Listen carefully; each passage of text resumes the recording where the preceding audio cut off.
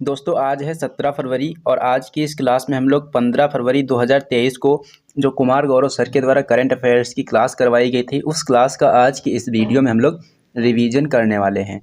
दोस्तों जैसा कि आप लोग जानते ही हैं, ये जो अपनी क्लास रहती है रिवीजन क्लास रहती है और डेली सुबह 6 बजे करवाई जाती है। दोस्तों मैं आपको बताना चाहता हूं कि अगर आप लोग इस क्लास की PDF डाउनलोड करना चाहते हैं तो उसके लिए आपको क्या करना है, टेलीग्राम ऐप पर जाना है और वहां पर आपको सर्च करना है @टाइम सेविंग क्लास। और जैसे ही आप इतना लिखकर सर्च करेंगे तो आपके सामने एक चैनल ओपन हो जाएगा लर्न विद एजे के नाम से। उस चैनल को आपको ज्वाइन कर लेना है और वहां से आप इन क्लास की जो PDF हैं वो आप वहां से डाउनलोड कर सकते हैं। तो चलिए दोस्तों अब शुरू करते हैं आज के अपने इस सेशन को और देख लेते हैं आज का अपना पहला प्रश्न। तो दोस्तों यहाँ पर अपना सबसे पहला प्रश्न दिया गया है चक्रवात गैब्रियल से संबंधित। ये जो चक्रवात गैब्रियल है ये कहाँ पर आया है या कौन से देश में आया है, तब आपको बताना है कि ये न्यूजीलैंड में आया है। और इसी चक्रवात के आने के कारण यहाँ पर क्या किया गया है, न्यूजीलैंड के 6 शहरों में राष्ट्रीय आपातकाल की घोषणा की गई है।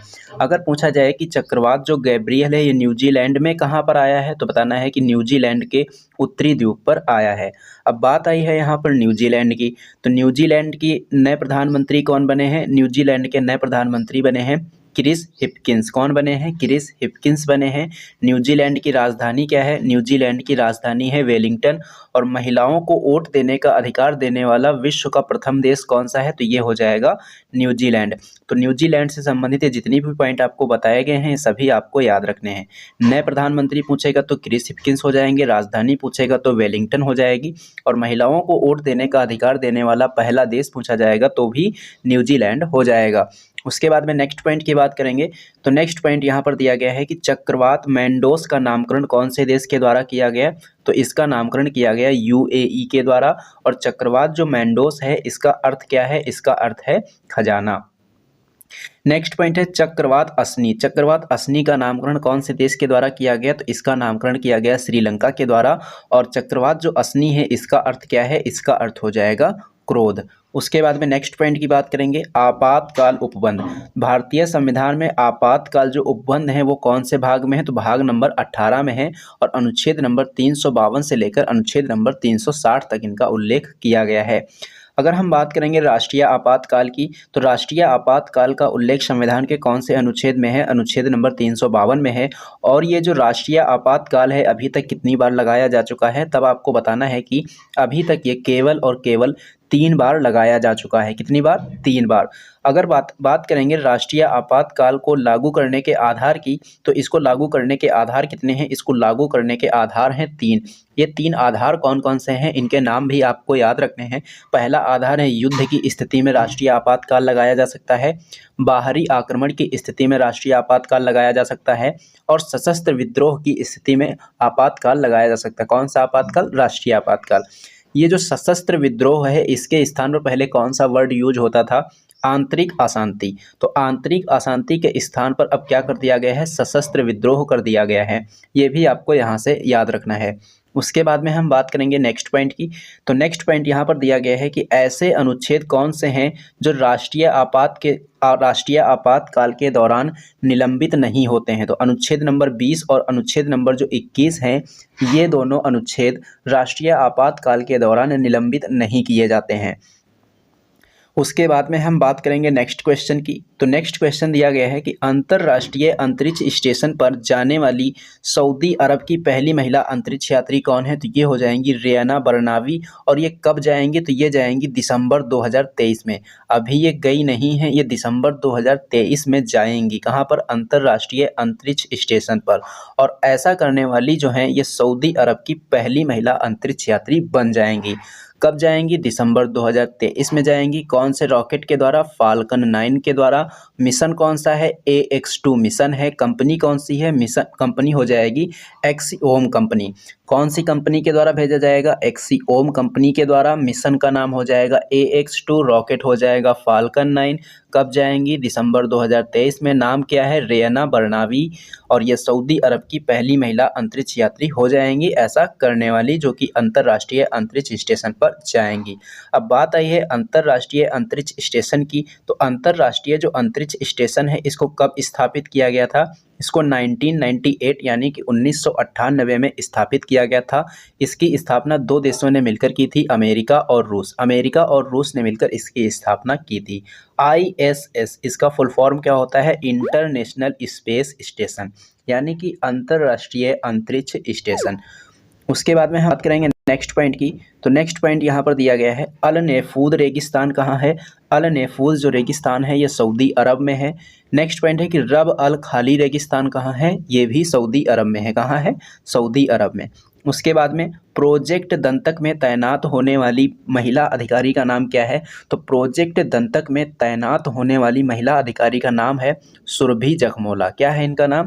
सुरभि जखमोला। उसके बाद में निसार। निसार का मतलब क्या है? NASA ISRO synthetic aperture radar. क्या है इसका मतलब?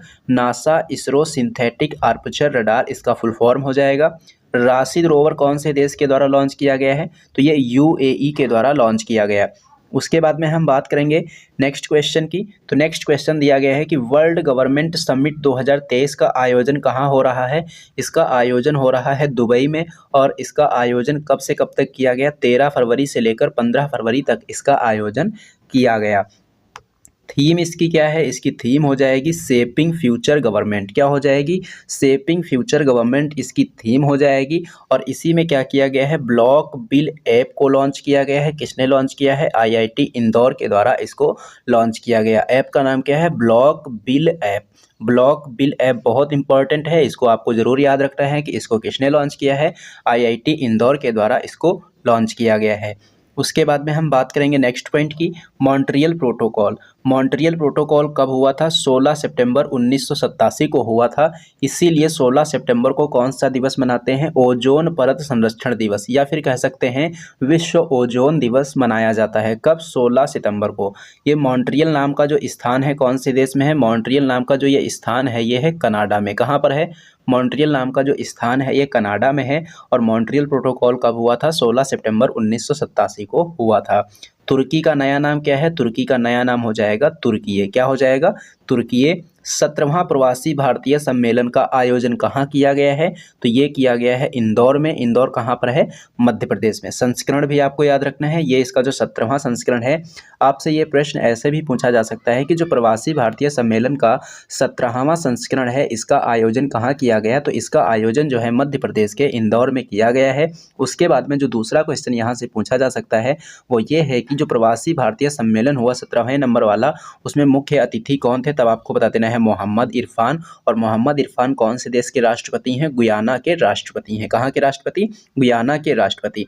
अब ये जो प्रवासी भारतीय सम्मेलन है इससे रिलेटेड आपको मैं एक दिवस बता रहा हूँ जो कि है प्रवासी भारतीय दिवस। प्रवासी भारतीय दिवस कब मनाते हैं? 9 जनवरी को मनाते हैं। कब मनाते हैं? 9 जनवरी को मनाते हैं। अब ये 9 जनवरी को ही क्यों मनाया जाता है प्रवासी भारतीय दिवस? 9 जनवरी को इसको इसलिए मनाते हैं कि क्योंकि जो गांधी जी हैं वो दक्षिण अफ्रीका से वापस आए थे। वापस कब आए थे? 9 जनवरी 1915 को। कब आए थे? 9 जनवरी 1915 को गांधी जी दक्षिण अफ्रीका से वापस कहाँ आए थे? भारत आए थे। उसी के उपलक्ष्य में क्या किया जाता है? प्रवासी भारतीय दिवस 9 जनवरी को मनाया जाता है। उसके बाद में हम बात करेंगे नेक्स्ट पॉइंट की। तो नेक्स्ट पॉइंट यहाँ पर दिया गया है कि SCO 2023 का जो शिखर सम्मेलन है कहाँ पर होगा? ये इंडिया में होगा।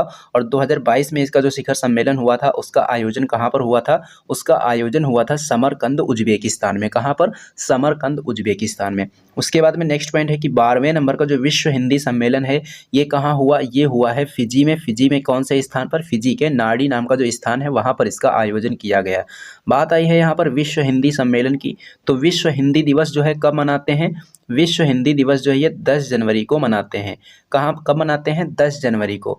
नेक्स्ट पॉइंट है कि G20 के 18वें सत्र का अध्यक्ष कौन सा देश बना है? तो ये हो जाएगा भारत। कौन सा हो जाएगा?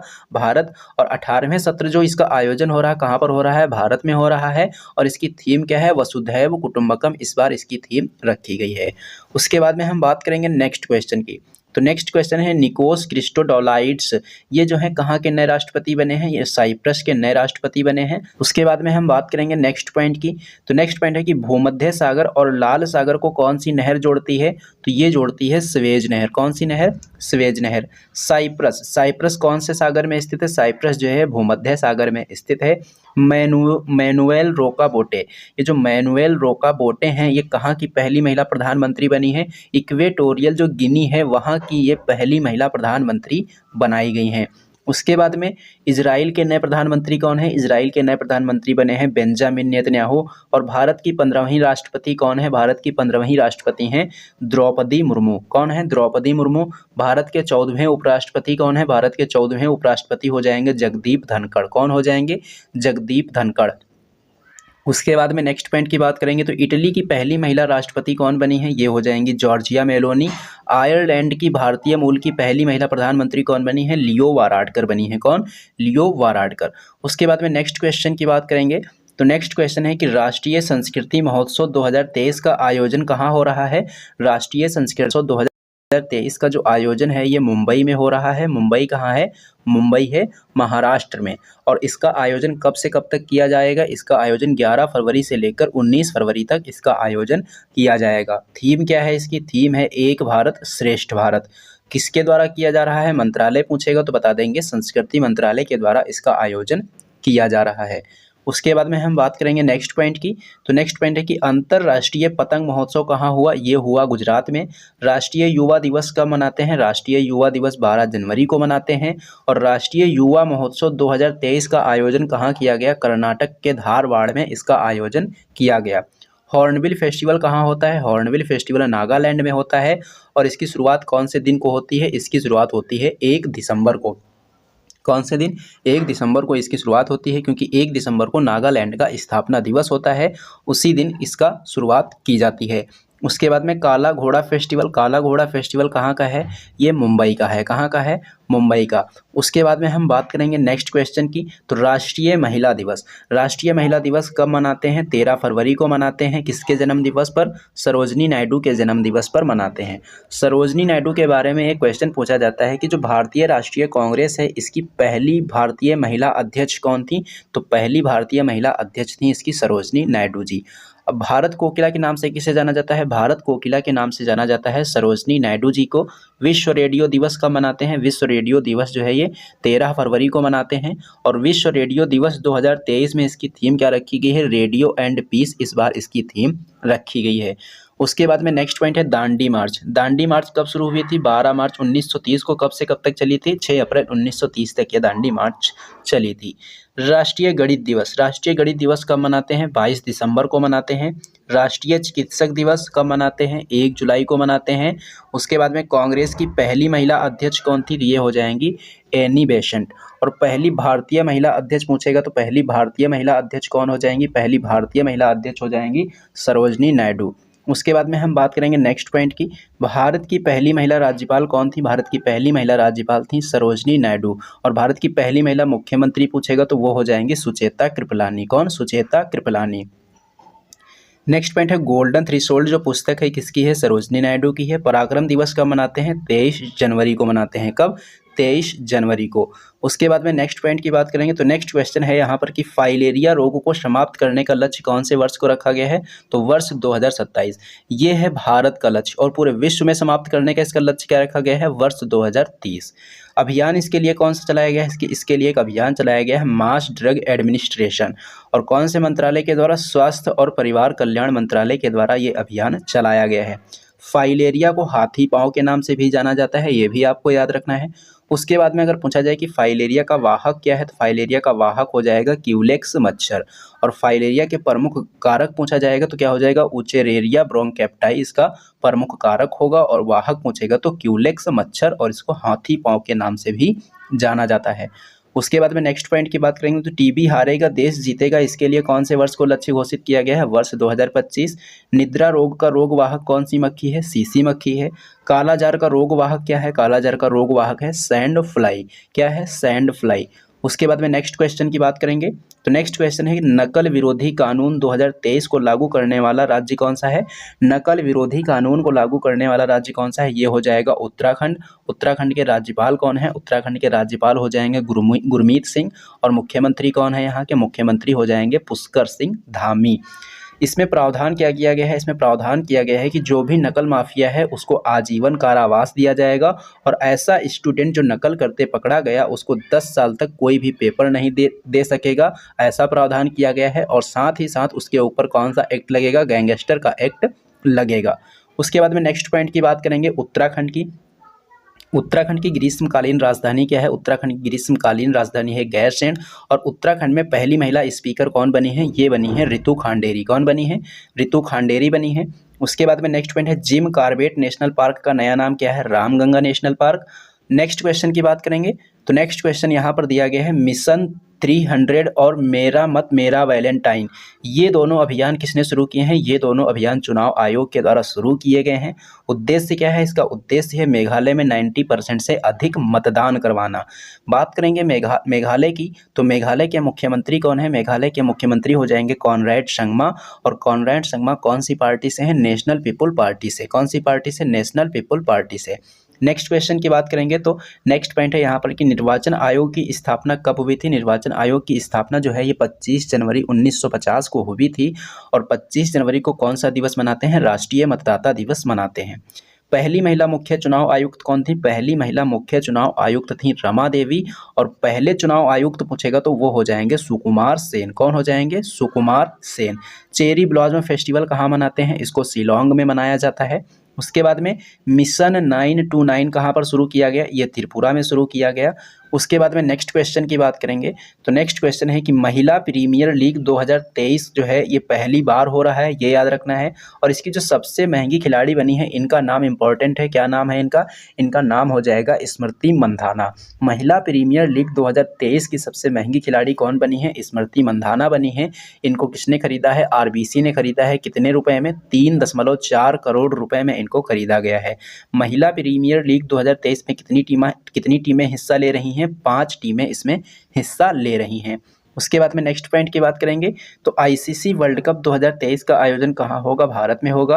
और 1 ओवर में 7 छक्के लगाने वाले क्रिकेटर का नाम क्या है, ये हो जाएंगे ऋतुराज गायकवाड़। कौन हो जाएंगे, ऋतुराज गायकवाड़।